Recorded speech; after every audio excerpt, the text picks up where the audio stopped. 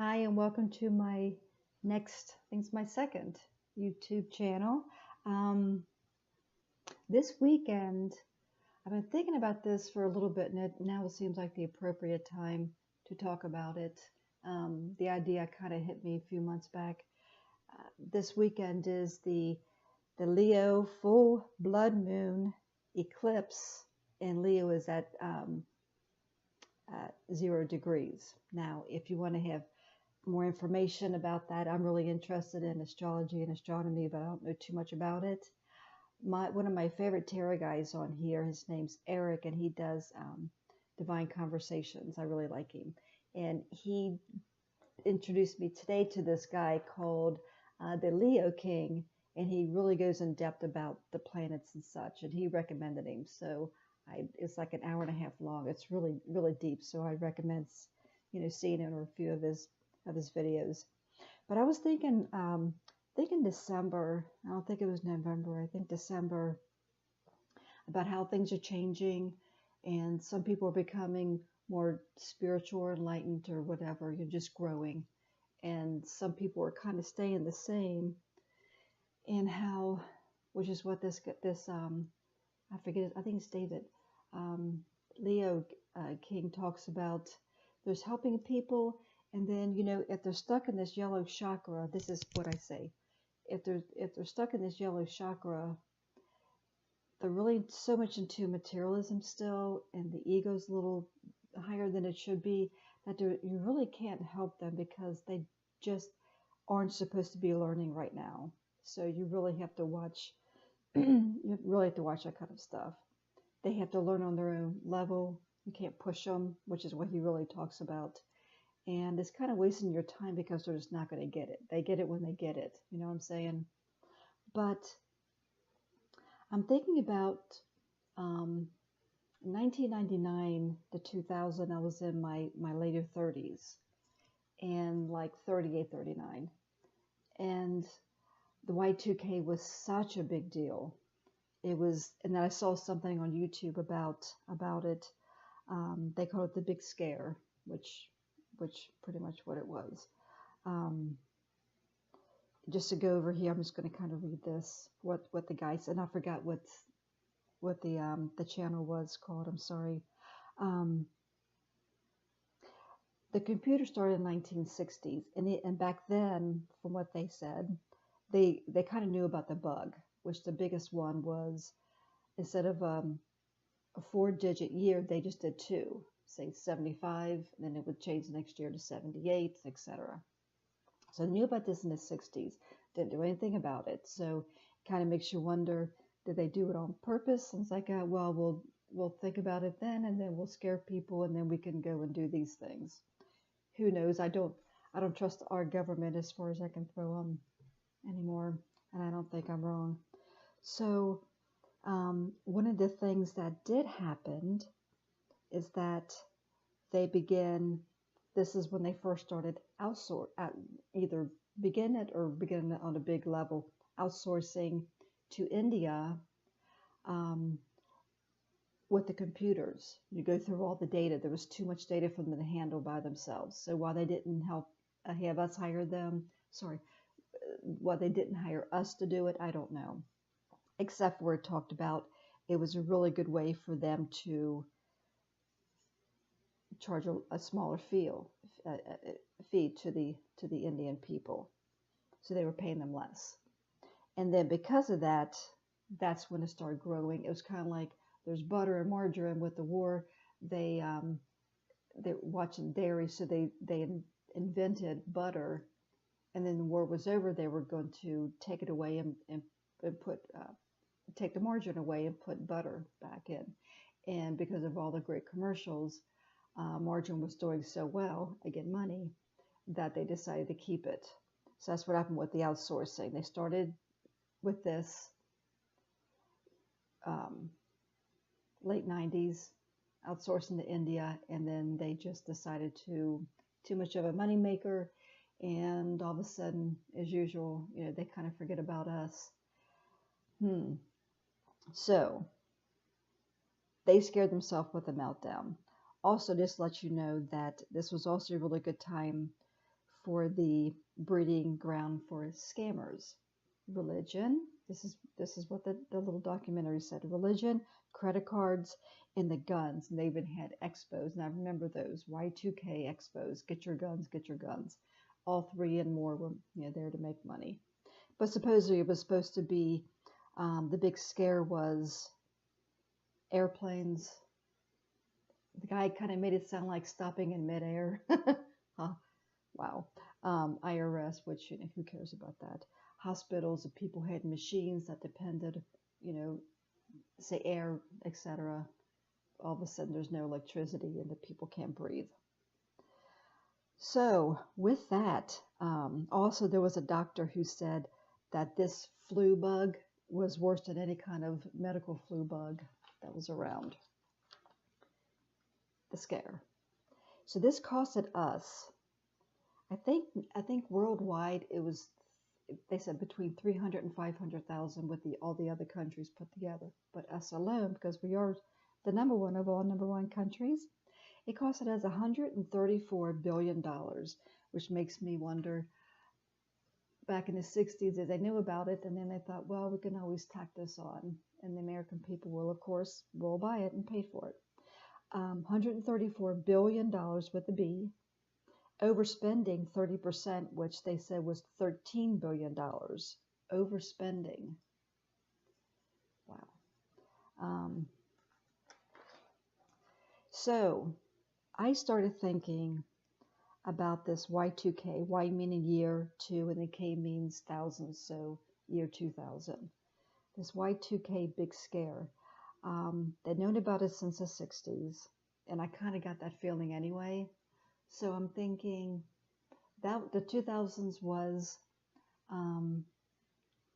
change of one of the biggest centuries. There's the 18th century went to the 19th century, and of course the 20th century was a big deal because you got into the twos, So that was a big deal, and that's when you started the, Industrial Revolution, etc.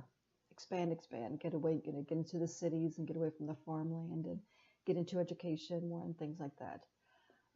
Whether or not you thought the Industrial Revolution was good or not, I see a lot more cons than pros with it myself. But the 21st century was supposed to be a big deal, and it just sounds like it's a big deal.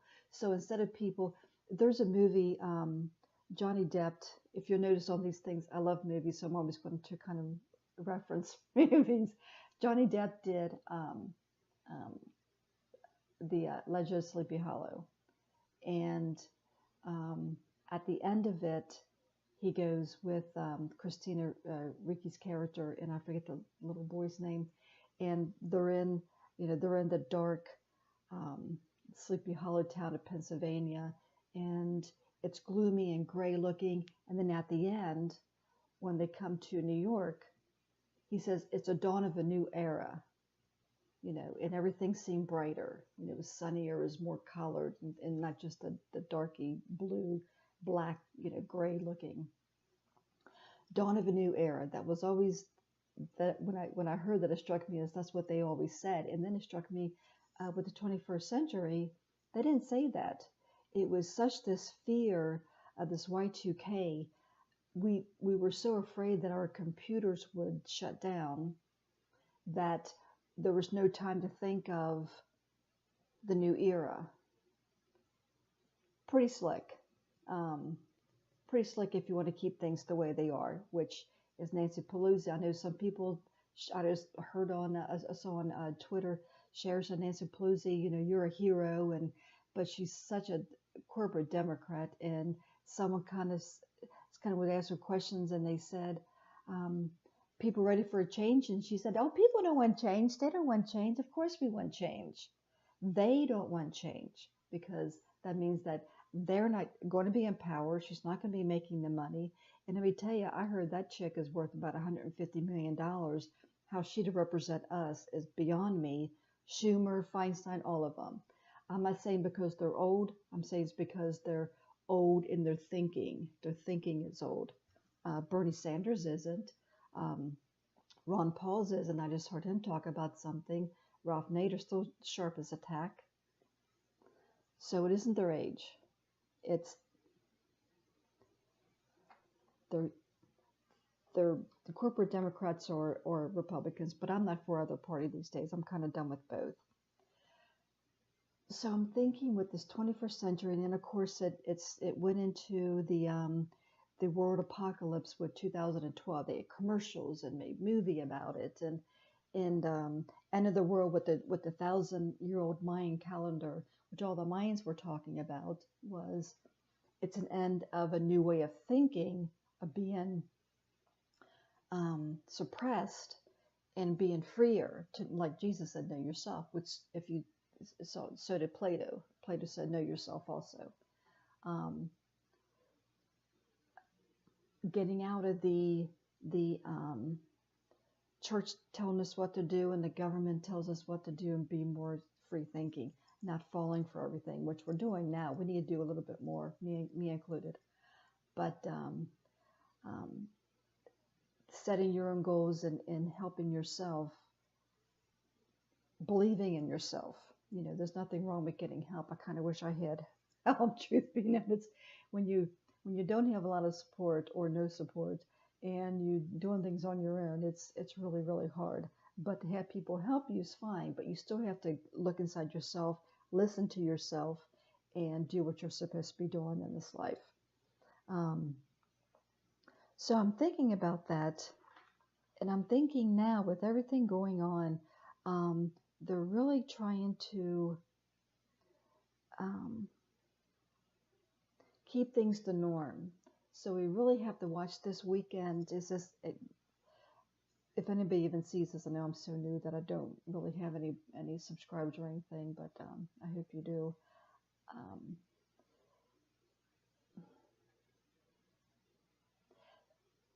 I've been feeling it, and I know it, and it is scary because it kind of scares me, because some things I'm having trouble letting go, and for some reason it's just hard to. So now's a really good time to realize, kind of go back in your mind wherever you were, if you were even born, if you were even 10 years or hopefully you're over 10, back in the 2000 with the Y2K scare, and like I said, I was in my late 30s, and kind of go back there and go say, oh, this was a big deal. And then in your mind, play catch up and realize where you're supposed to be. Because I think that we were so afraid of the computer that everything just froze when it came to, I've always been into being enlightened and spiritual and stuff like that. I was raised Catholic, but I never really acted like it. I never really felt like I belonged in it, So I always had more of an advantage there, even though no one understood what I was saying, because I was talking back then how people are talking now who are spiritual or in the loop of growth, inner growth. So I so fit in. So I always had the advantage of that, but still, when no one agrees with you, you kind of doubt yourself, and that's one of the things that I need to get rid of is I do know this, I've always known this, I've always been this way. So letting go, and letting go of anything that doesn't work, letting go of anybody that's harmed you in the past, however you were raised, that happened then, that was their problem. If you did something wrong, it was your problem at the time, and just let it go. You don't have to put on anybody else. You just let it go. And then realize that things are changing, whether the politicians and the corporations want them to or not. We do. And you really can't, once the blinders are off, you really can't put them back on. And then knowing that life is a growing process, that the blinders really aren't all off, that they're always still there.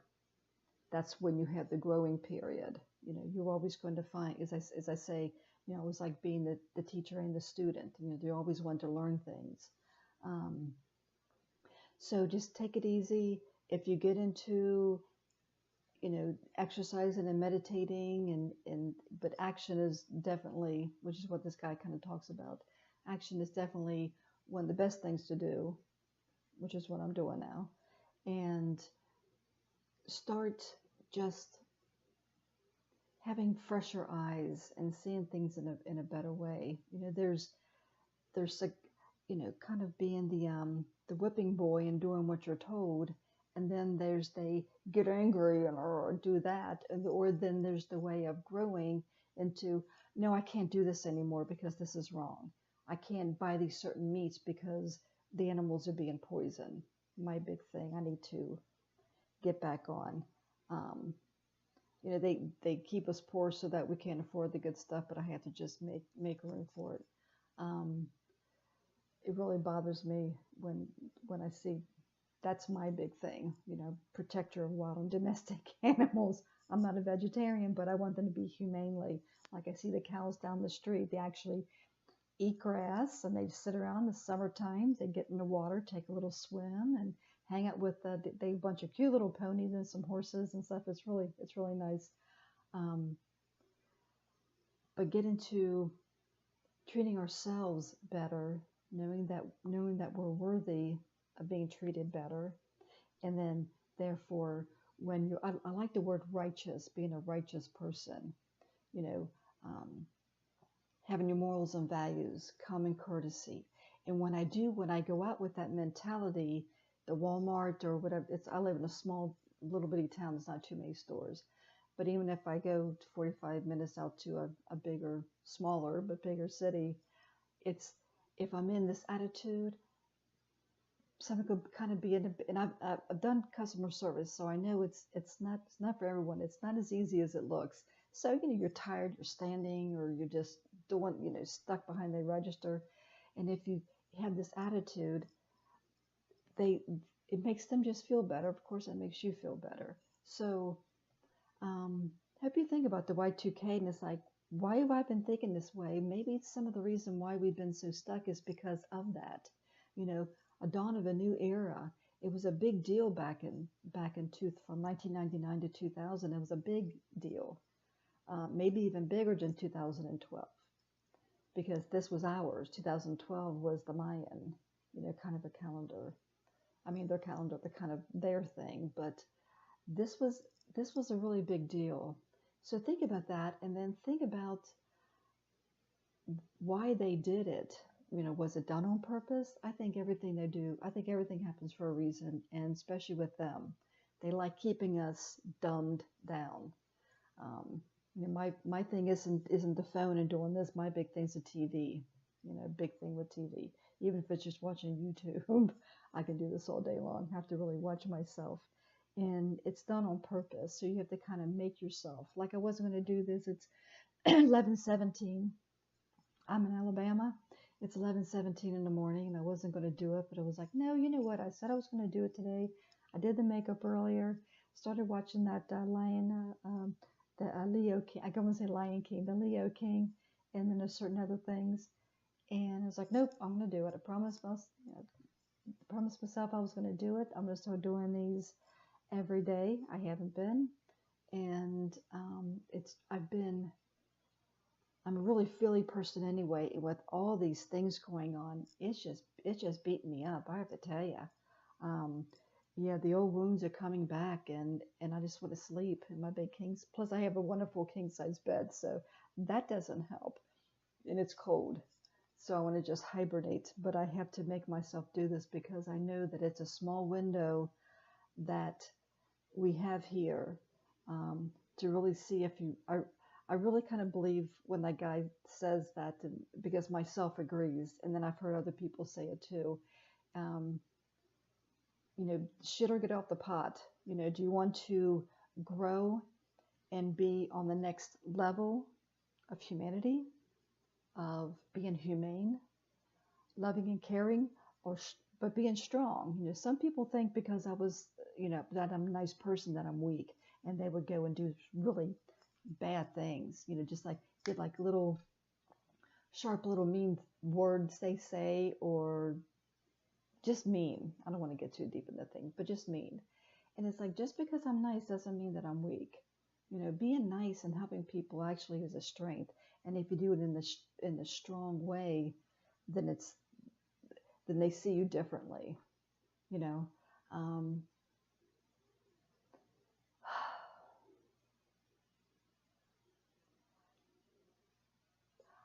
I want to I think about the vets, and said this in the last video, I wouldn't mind doing like, um,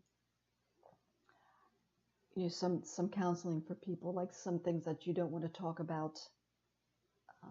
I have my degree is towards counseling, and I've done a few jobs as as a counselor, and with the vets, I how can I say this? With a high rate of suicide, I wish they would just go within of the things that I talked about, and of course other people talk about, and either talk to me or get on YouTube and talk about it. Unfortunately, I'm almost positive that they can't say certain things, that they're not allowed to, but they need to realize that, okay, any soldiers who are having problems, you need to realize that you've protected us, even though I don't think you have. I think you've been lied to. I'm sorry, but I just can't lie. Um, I'm in my 50s. I'm here to protect you. Okay. You protected me like anybody else would protect me, but you're so young. My hair's sticking up. If you're thinking about leaving this planet, express yourself first, and maybe go within and see if there's something that you want to do that's not harmful, of course. And I know everybody's going to back you up, to where if they kind of get you in trouble, if they kind of get you, I don't know what they can do. I don't want to even guess what they can do. I don't even want to guess. But I think a lot of people in this country will back you up. And then maybe it's a good idea to tell the younger generations not to enlist. And if there's a draft, we'll say, no, we don't want our kids to have a draft. You send your kids over there.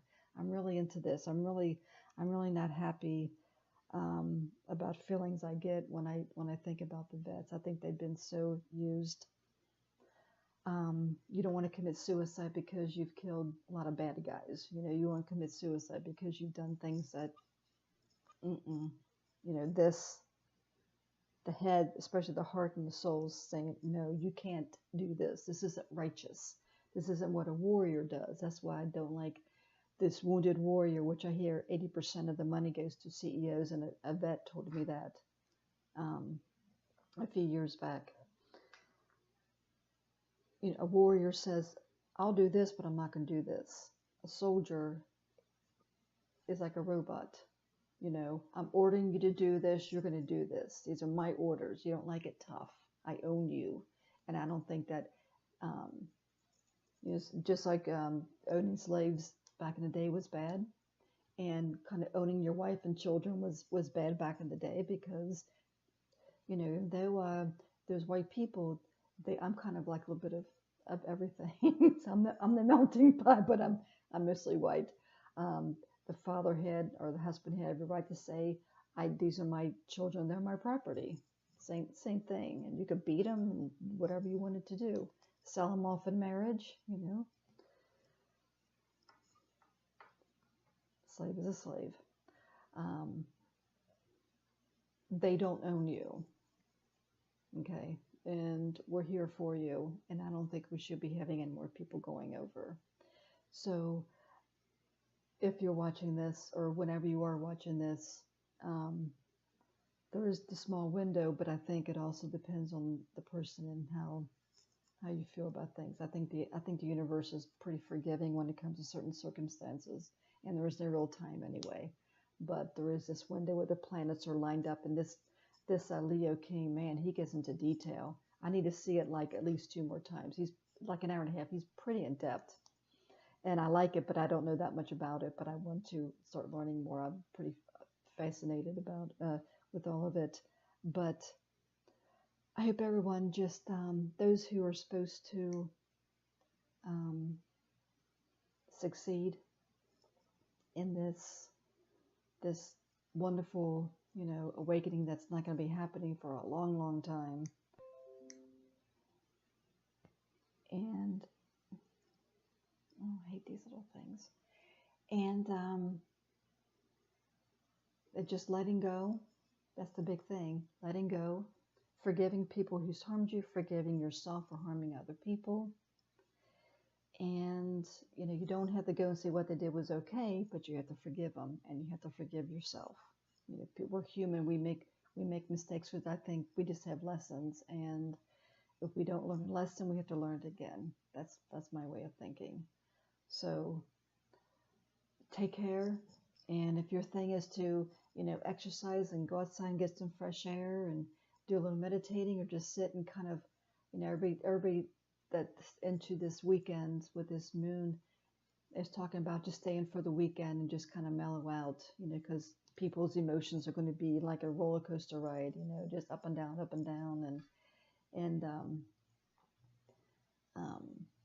take it easy and get to know yourself, and write down some things of what you're wanting to release, and write down what you're wanting to happen once you let go.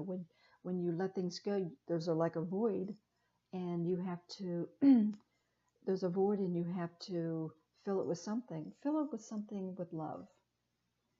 If you don't know what to say or do, just say, I am love, and I want to spread love. I want to love myself. I was raised to where if you loved yourself, it was ego, but then if you look at the Vatican and the Catholic Church, they're pretty ego, prideful and greedy and selfish. I don't know who they thought they were talking about, but no, loving yourself is good. Putting yourself above everyone else isn't good. So the word righteous, I started talking about that. It's a really good. It kind of encompasses everything, doesn't it? You say, I'm a righteous person. You're loving and giving and caring and strong. Righteous people you're the warrior. You're strong. You're nurturing. You're righteous. Joy. Stamina. You're righteous. Sounds like you're in a. You're not going to fizzle out. You're going to see it through. So think of the word righteous and repeat it. Look in the mirror and tell yourself how righteous you are and how wonderful you are. Wonderful, righteous, loving people. They don't go around hurting people. You're a little above that, right? And if you made a mistake that you did those things, forgive yourself. I know we love you, and love yourself. And I hope that everyone is in it, just in it to move on, to move out of this dark, gloomy, and into a new era, a new bright, sunny life that we have going for us. Have a good night, have a good morning, have a good afternoon, depending on what time it is. And I'll talk to you too soon, sweeties. Bye-bye.